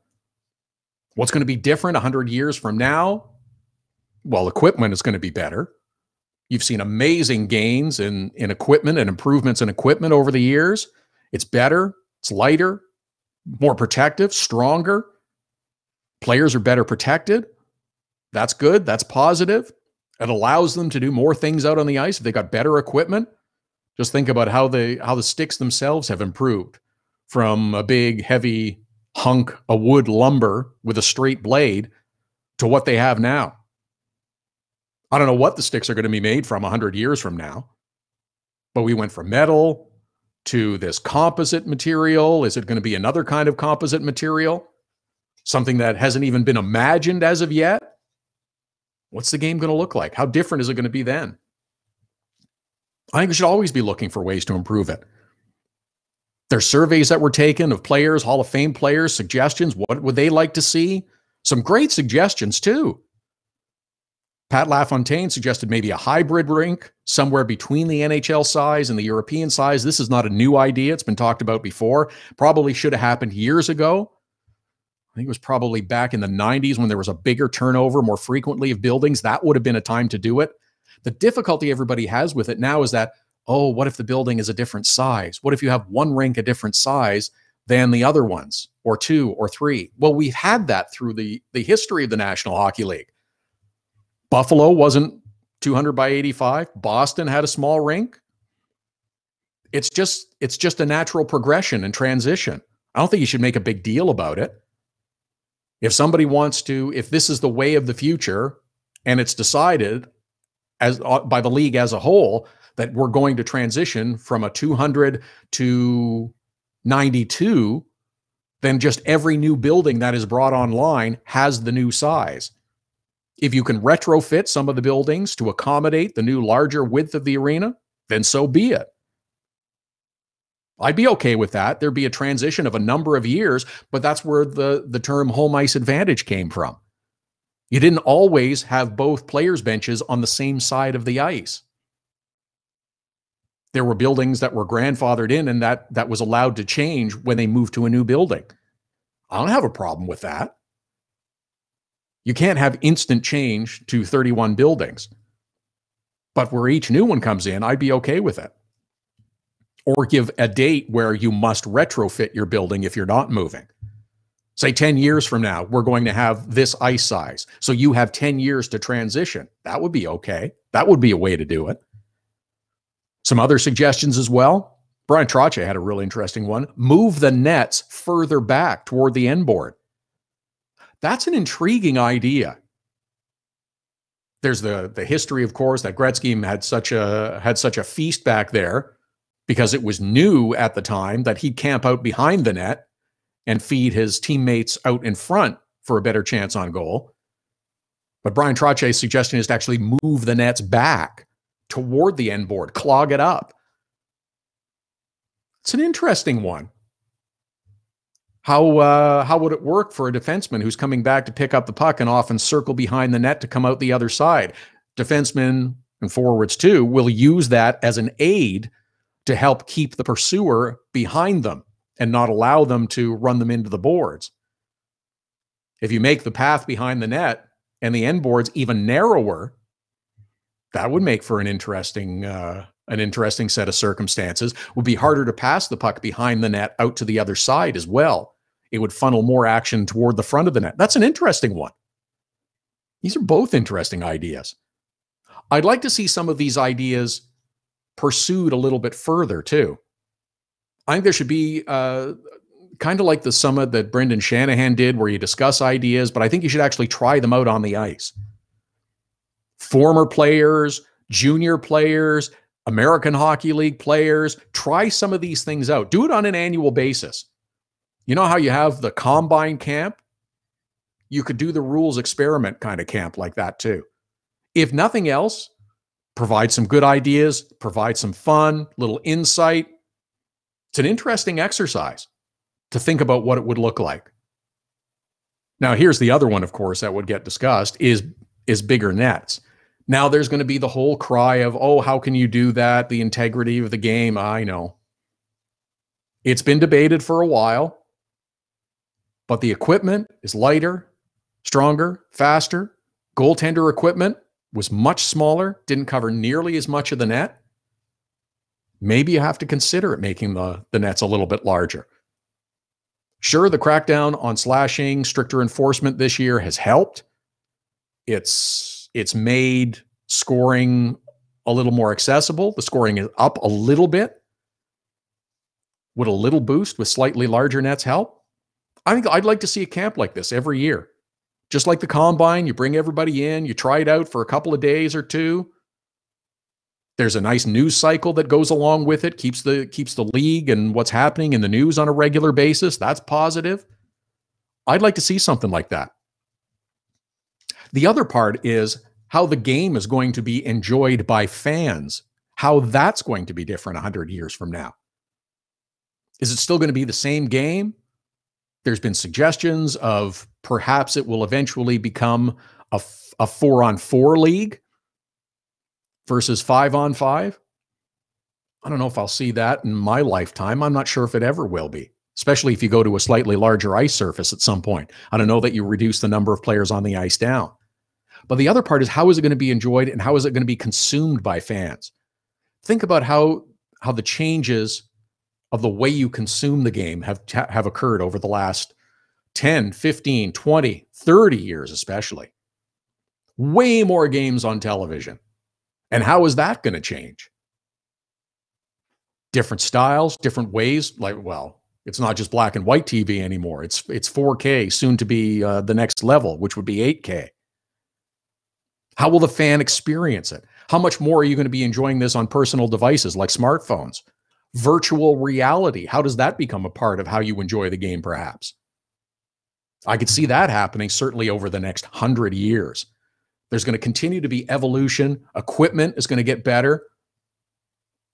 Players are going to get better. Better training. More improvements. The equipment is going to get better. Look at the changes that have taken place in terms of protection for shoulder pads, for skates, and how the technology has evolved. What they have for skates now don't even resemble what players used to wear. How different is that going to be 10, 20, 50, 100 years from now? How you consume the game on TV, big giant screens, 4K, 8K, or small smartphone screens. How different is that going to be? Look where you get your information from. It used to be everybody would go to the newspaper and look at box scores to look up stats. Now they're readily available on multiple websites, some of them better than others. But you can go back and find the box score from any game in the National Hockey League history now. You couldn't do that before. How will the game be different? But whatever changes, there will still always be some things that are the same about the game, though. Always the same. 100 years from now, the way the NHL evolves and continues to improve, it's a better game now than it was. There will still be some things that don't change. Injuries will still be reported as upper body and lower body because that's the way the path has gone. And the other thing that will not change 100 years from now, I'm convinced, in addition to injuries being reported as upper body and lower body, there will still not be a consensus or a definitive view on what is or what isn't goaltender interference. Those are the two pillars that you can expect. 100 years from now, upper and lower body injuries, and I still don't know and can't define specifically what is or isn't goaltender interference. At Hockey Unfiltered, at Todd Lewis Sports, the Twitter and Instagram handles to follow us. Stephen Laidlaw, the managing editor from DobberHockey.com, coming up in our final segment with this week's Fantasy 5. Hashtag Fantasy 5. We'll also look ahead to some of the games on the schedule this week. Hockey Unfiltered with Todd Lewis, back after the break. The best way to get set for the busy Saturday night of hockey is with Hockey Primetime. Beginning at 5 p.m. Eastern, host Connor McKenna whips you around the league for the latest stories and info leading up to the early game starts. Plus, he'll give his own spin on the biggest stories in the National Hockey League. Hockey Primetime with Connor McKenna. Sometimes serious, sometimes a little goofy, but always interesting. Listen live at hockeyprimetime.com, 5 p.m. Eastern every Saturday. Creativity and innovation are the hallmarks of Nova Product Design. Whether it's mechanical or industrial, cutting-edge technology and a commitment to excellence make Nova Product Design the company to choose. Prototypes and beta units are a Nova Product Design specialty. Striving for revolutionary new ideas and methods keep Nova Product Design at the forefront of innovation. Visit novaproductdesign.com and learn more. Hockey Unfiltered with Todd Lewis sends you to the biggest events at the best prices. This year, we've partnered with Seat Giant to give you special deals on tickets to NHL games, concerts, or other events. Simply go to SeatGiant.com, find the tickets you want. When you check out, use the promo code TODD for a special discount. That's promo code TODD for a special discount. Start saving with SeatGiant.com on your next purchase. Being on the World Wide Web is great. Being found is the tricky part. 1-844-SEO-LEAD. Search engine optimization is the only way your business can get a leg up on the competition. 1-844-SEO-LEAD. For the necessary tools to make your business stand out in a crowded marketplace, 1-844-SEO-LEAD. Now it's even easier to nominate your dog as the Hockey Unfiltered Dog of the Day. We do it every Saturday. Send us a photo on Twitter or now on Instagram with the hashtag HU Dog of the Day. We choose a winner every Saturday. That's simple. Now on Instagram or Twitter, send us the photo using the hashtag HU Dog of the Day, and your dog could be the one added to our gallery on the website and Facebook page. It's the Hockey Unfiltered Dog of the Day every Saturday.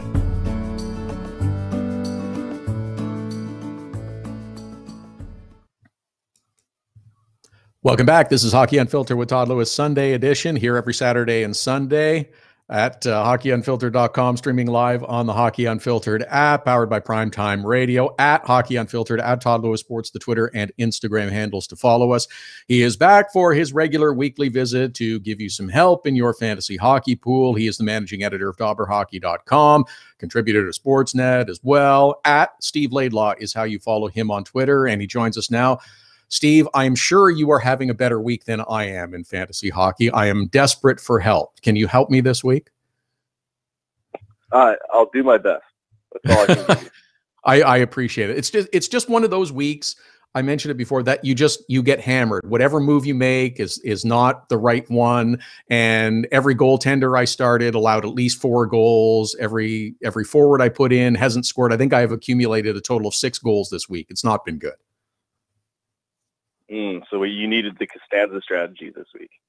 That's exactly right. You know what? I'm going to employ that next week.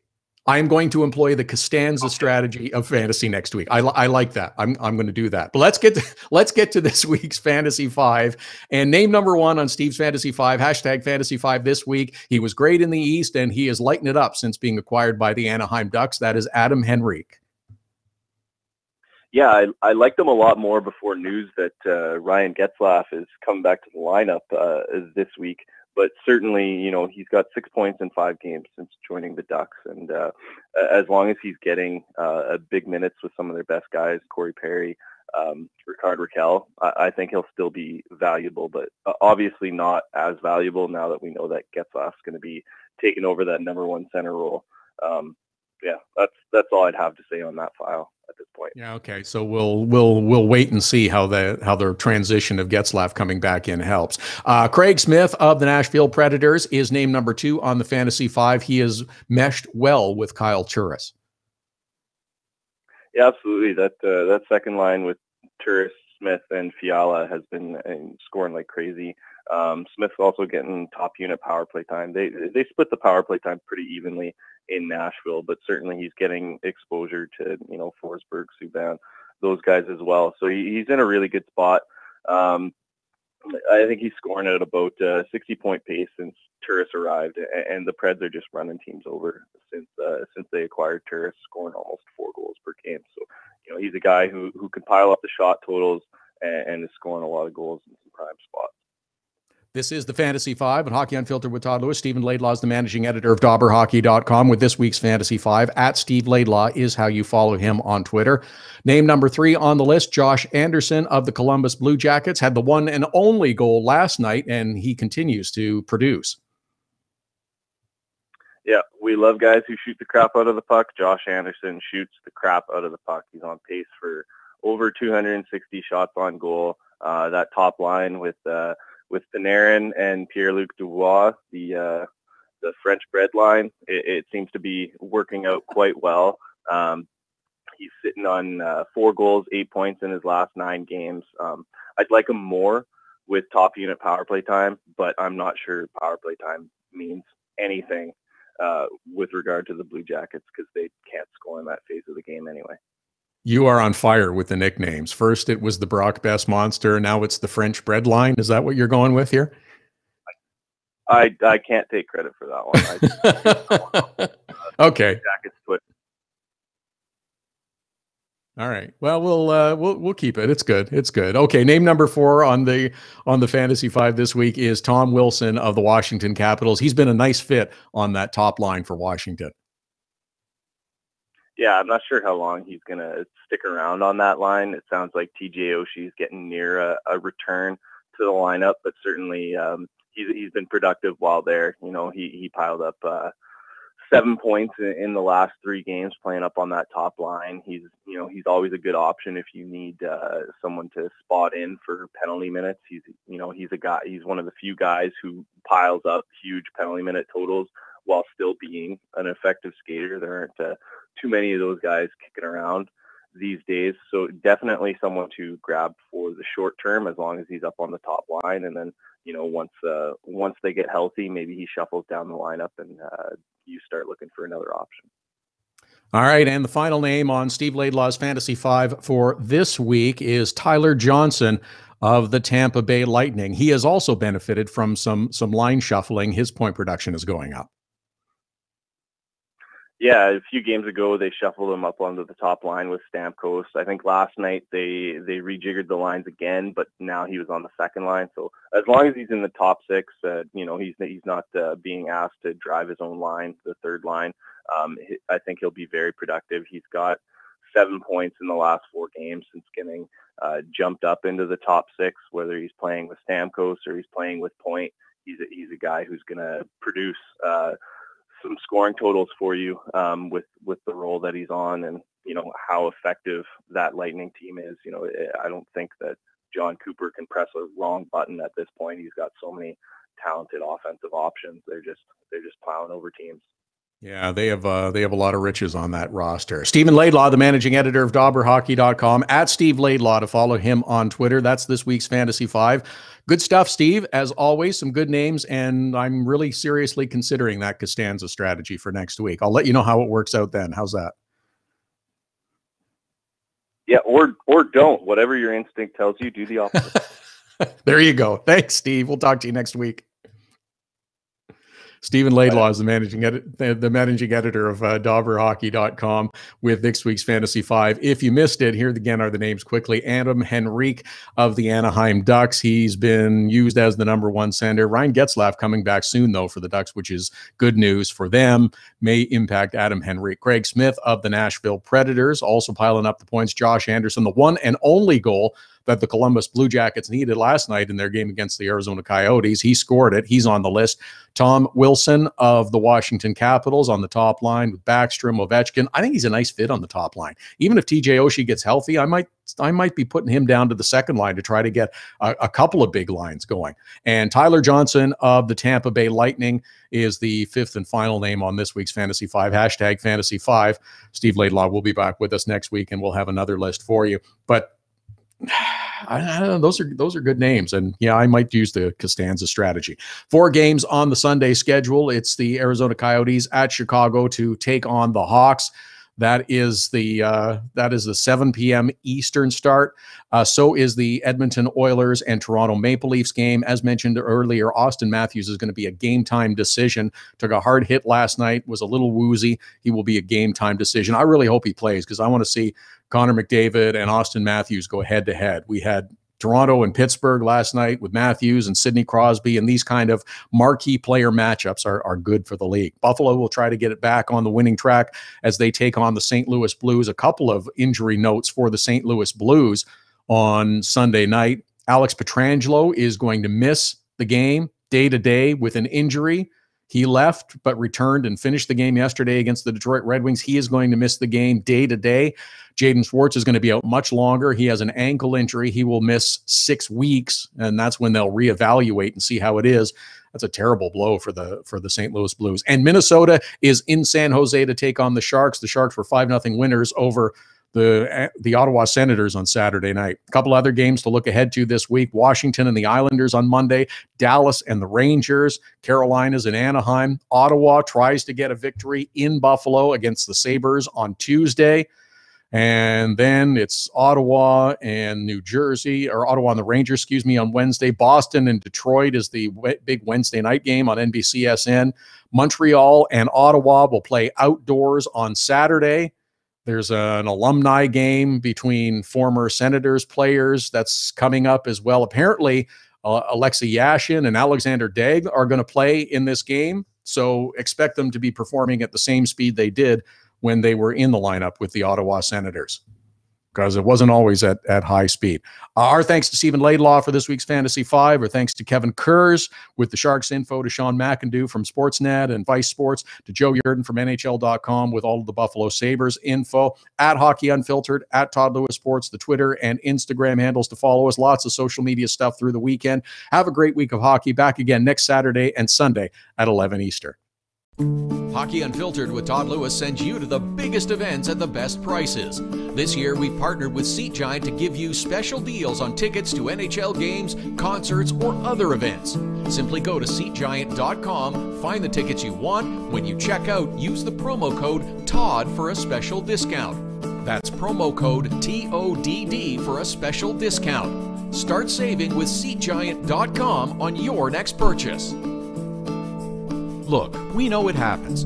Life gets in the way, and sometimes you can't catch the live edition of Hockey Unfiltered with Todd Lewis. But we've made it easy for you to catch up on the show you might have missed.